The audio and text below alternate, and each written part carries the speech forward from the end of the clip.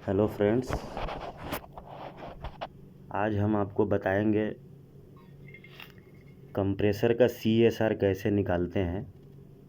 CSR बोले तो common running starting, क्योंकि अगर जिस कंप्रेसर पे लोगो लगे हुआ है, लेबल लगे हुआ है, तो आपको तो नज़र आ जाएगा कि कौन कॉमन है, कौन रनिंग है, कौन स्टार्टिंग है।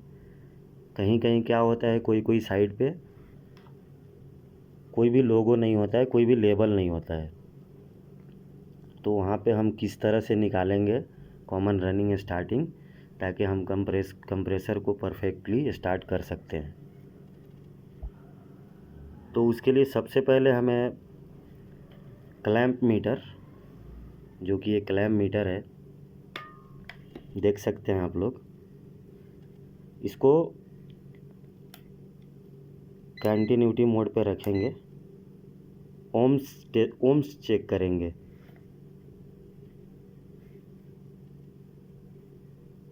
तो हम आपको बता दे रहे हैं। तो अभी हमने मीटर को कंटिन्यूटी मोड पे सेट कर लिया है, और कंटिन्यूटी मोड पे सेट करने के बाद ये दोनों जो एम्पेयर मीटर का प्रोब होता है, इसको टच करके चेक कर लेंगे। ऐसा बीप का साउंड आना चाहिए। अब सबसे पहले ये कंप्रेसर का टर्मिनल जो होता है, यहाँ पे 3 पिन होता है, आप देख सकते हैं 1 2 3। तो इसमें कोई भी एक कॉमन होता है, कोई भी एक रनिंग होता है, कोई भी एक स्टार्टिंग होता है, और ये हर कंपनी का अलग अलग आता है।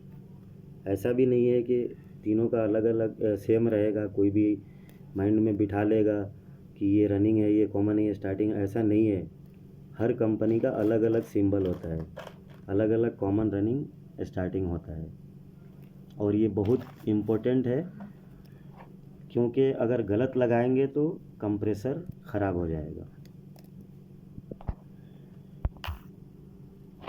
तो हम इसका रीडिंग चेक करेंगे, और आपको बता दें जैसे कि ये टर्मिनल है, 3 पिन है। फॉर एग्ज़ाम्पल यहाँ पे ये 1 पिन हो गया, ये 2 हो गया, और ये 3 हो गया। अब इसी में कोई एक C होगा, कोई एक S है, कोई R है, यानी कॉमन रन और स्टार्ट है। तो अब यहाँ पे हमको मालूम नहीं है कि कैसे निकालना है, तो यहाँ पे हम बता दे रहे हैं आपको कि कोई भी सबसे सिंपल तरीका, सबसे इजी तरीका बता रहा हूँ मैं। कोई भी 2 पिन में जिसमें सबसे ज़्यादा रीडिंग बताएगा, उसके अपोजिट वाला, उसके सामने वाला कॉमन हो जाएगा। जैसे अभी हम आपको लाइव टेस्ट करके बता रहे हैं। यहाँ कंप्रेसर, ये फ्रिज का कंप्रेसर है, रेफ्रिजरेटर का कंप्रेसर है, और ये ना समझें कि AC के कंप्रेसर में अलग रहेगा। AC के कंप्रेसर में भी सेम यही प्रोसेस रहेगा। अभी हम आपको लाइव टेस्ट करके बताते हैं। अब जैसे देख सकते हैं हमारे मीटर में बीप का साउंड आ रहा है। अब यहाँ पे हम इसके पिन पे थोड़ा इधर कर लो, रोशनी आएगा, थोड़ा इधर। सबसे पहले हम किसी 2 में रीडिंग टेस्ट कर लेंगे। अब देख सकते हैं इसमें 17.45 आ रहा है। हम इसको 18 मान लेते हैं। अब फिर यहाँ से इसको चेक करेंगे, एक एक करके तीनों में चेक करेंगे। अब यहाँ पे क्या आ रहा है, 48 आ रहा है। फिर अब क्या करेंगे, यहाँ से इसको चेक कर लेंगे, इसमें 33 आ रहा है। मीन्स ये दोनों में सबसे ज़्यादा रीडिंग आ रहा है, 48 रीडिंग आ रहा है। तो अब हम क्या, जैसा कि मैंने आपको पहले बताया कि जिसमें सबसे ज़्यादा, जिस 2 पिन पे सबसे ज़्यादा रीडिंग आएगा, उसके अपोजिट वाला कॉमन है। बिल्कुल क्लियर है कि उसके अपोजिट वाला कॉमन है। तो ये अपोजिट वाला कॉमन हो गया 100%। तो हम अब यहाँ पे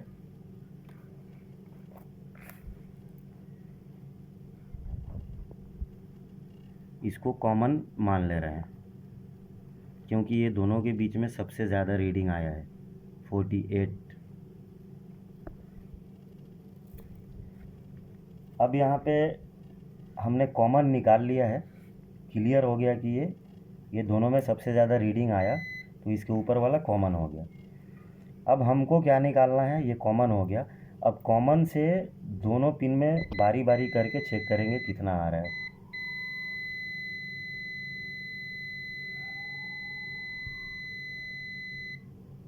एक में 17.5 आ रहा है और एक में इधर वाले में 31.7 यानी कि 32 आ रहा है।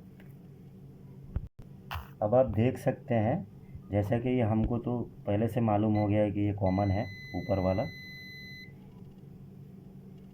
ये ऊपर वाला कॉमन है। तो अब कॉमन से यहाँ एक अलग अलग करके राइट वाले पिन में पहले चेक कर रहे हैं, तो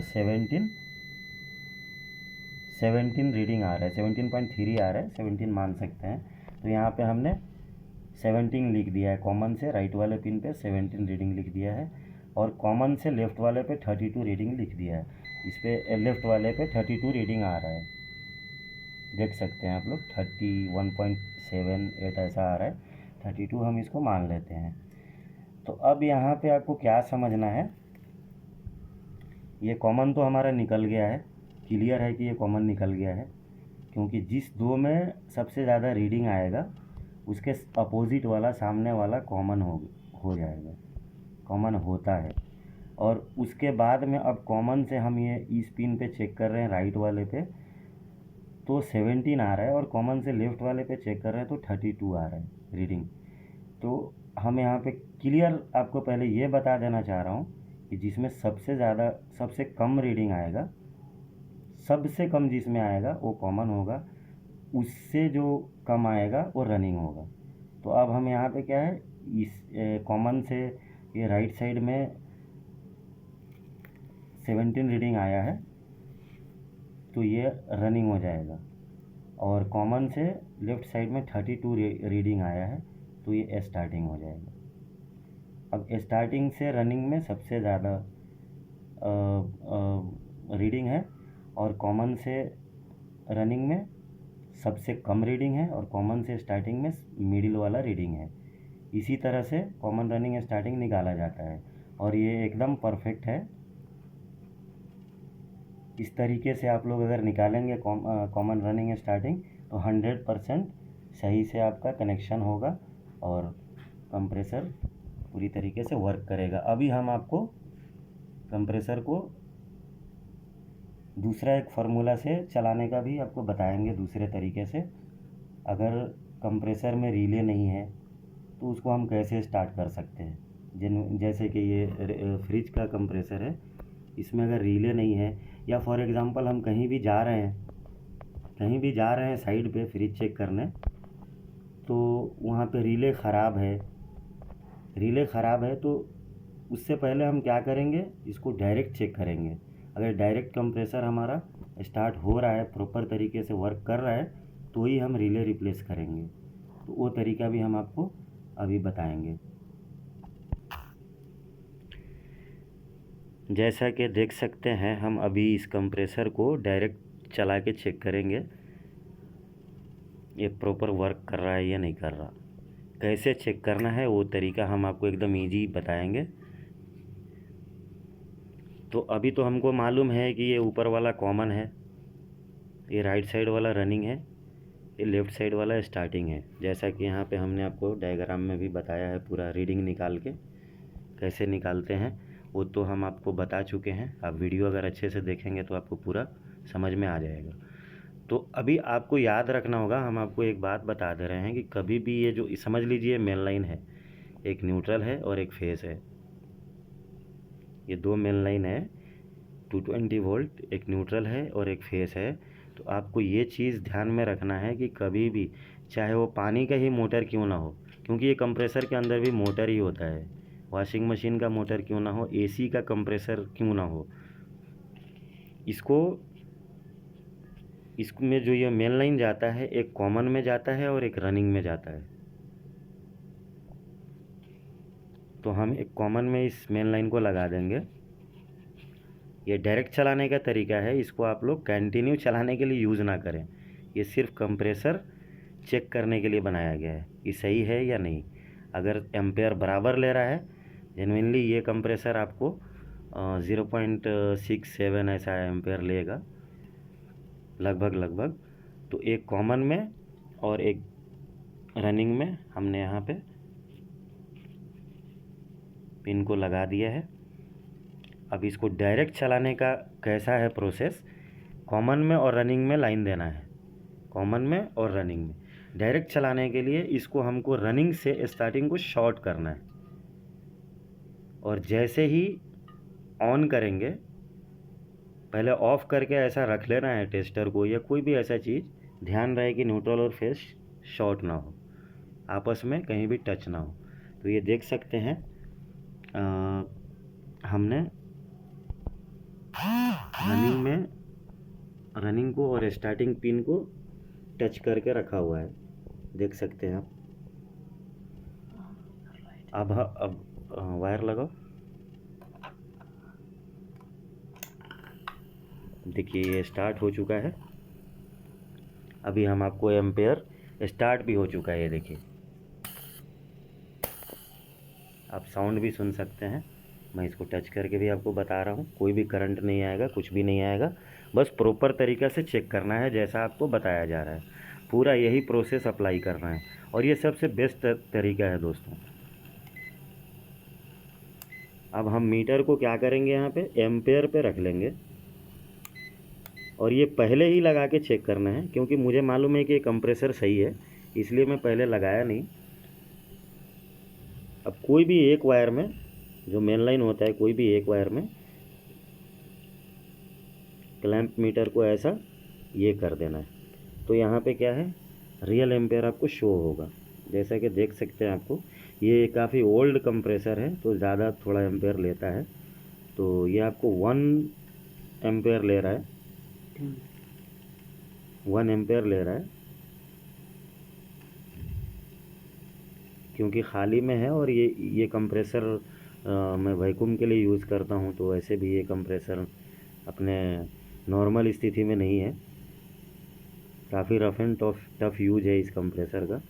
देख सकते हैं ये 1 एम्पेयर ले रहा है, 1.052 ऐसा कुछ ले रहा है, 1 एम्पेयर इसको हम मान सकते हैं।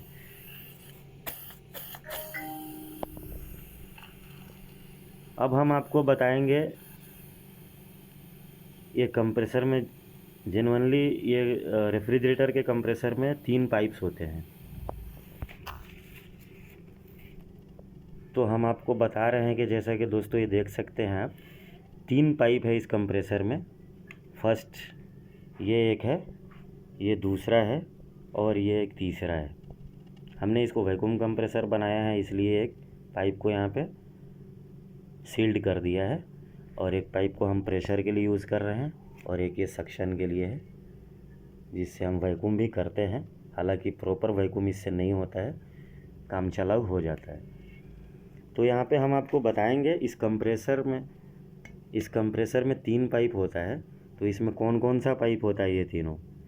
तो इसमें एक पाइप होता है सक्शन और दूसरा पाइप होता है डिस्चार्ज, और ये पाइप भी सक्शन के यूज में ही आता है, क्योंकि इसको हम चार्जिंग करने के लिए रखते हैं, गैस चार्जिंग करना या प्रेशर फिल करना लीक टेस्टिंग के लिए। यानी कोई भी हमको सिस्टम में अगर कहीं भी लीक है या गैस फिल करना है, तो हम यहाँ से गैस फिल भी करते हैं, चार्जिंग निपल का यूज़ कर लेते हैं सेम इस तरह का। और इसकी बनावट कैसे होती है तो मैं आपको बता दूं कि ये जो पाइप है और ये पाइप है, ये दोनों सक्शन ही है। ये आपस में दोनों अंदर जाके इसके अंदर इनर साइड में एक दूसरे से ये अटैच है। समझिए दोनों पाइप है, जो हम इस पाइप को यूज़ में ले रहे हैं, इसको भी सील्ड कर सकते थे और इसको हम यूज़ में ले सकते थे सक्शन के लिए। ये दोनों एक ही पाइप है। जैसा कि आप एसी का पाइप देखेंगे, एसी में 2 ही पाइप निकले हुए रहते हैं आपको रोटरी कंप्रेसर में, जो जनरली आपको स्प्लिट विंडो में आजकल के एसीओ में दिख रहे हैं आपको, उसमें 2 ही पाइप रहते हैं। और पुराने एसीओ में आते थे हर्मेटिक कंप्रेसर आते थे, जिसमें 3 पाइप रहता था, सेम इसी तरह का रहता था, 3 पाइप रहता था। तो उसमें भी ये जो 2 पाइप है, ये दोनों का एक ही काम होता था, एक डिस्चार्ज होता था, 2 सक्शन होता था।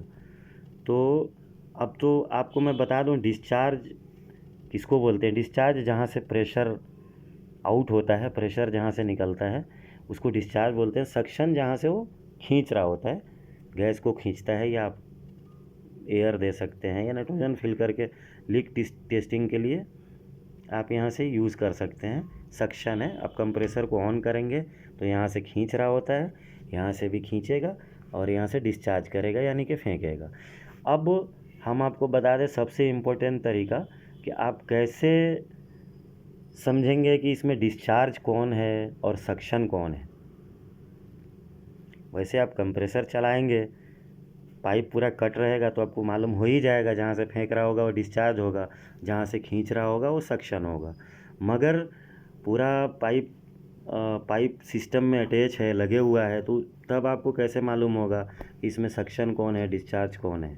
तो तब आपको सबसे इजी तरीका है, सबसे अच्छा तरीका है, जो कंप्रेसर के पास से जो पाइप निकला हुआ है, जो सबसे पतला पाइप होगा तीनों में से, या एसी में 2 पाइप होता है, दोनों में से जो सबसे पतला पाइप होता है वो डिस्चार्ज होता है, जहाँ से प्रेशर फॉल होता है, प्रेशर जहाँ से फेंकता है। तो देखिए, आप देख सकते हैं, ये तीनों पाइप को आप देख लीजिए, ये पाइप को देख लीजिए, जड़ में से जो निकला हुआ है ये बिल्कुल पतला है, देख सकते हैं आप। और ये पाइप को आप देख लीजिए, इससे मोटा है, जो अभी पहले देखे हैं उससे ये मोटा है, और ये भी मोटा है, देख सकते हैं आप जड़ में, ये भी मोटा है। तो दोस्तों, आपको बता देना चाह रहा हूँ कि जो सबसे पतला होता है वो डिस्चार्ज होता है, जो जहाँ से प्रेशर फेंकता है, और उसके बाद में जो मोटा पाइप होता है वो सक्शन होता है, जहाँ से खींचता है। एसी में भी सेम यही प्रोसेस है, एसी के कंप्रेसर में भी सेम यही प्रोसेस है। तो दोस्तों, इसी प्रकार से आप भी टेस्ट कर सकते हैं कंप्रेसर, सही तरीका जो भी है।